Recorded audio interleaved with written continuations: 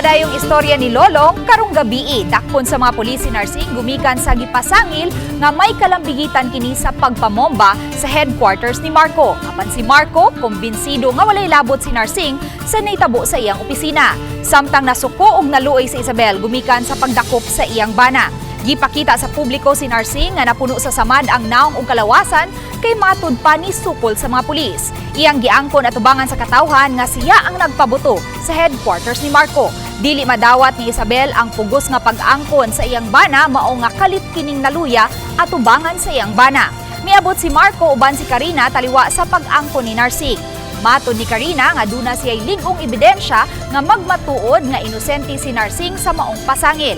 Samtang masakpan ni Donna si Bella sa ilang nataran nga dunay dalang camera. Mag-alibay si Bella ug mutuusab kaniya si Donna. Sa pikas bahin, tudluan ni Abet ug Arnis si Lolong ug iyang madiskubre ang kamaayong muarnis ni Lolong. Mao mga kapuso, ayaw si Piata ang pagsunod sa istorya ni Lolong sa GMA Talibabad, Lunes hangtod Biyernes, pagkahuman sa 24 oras.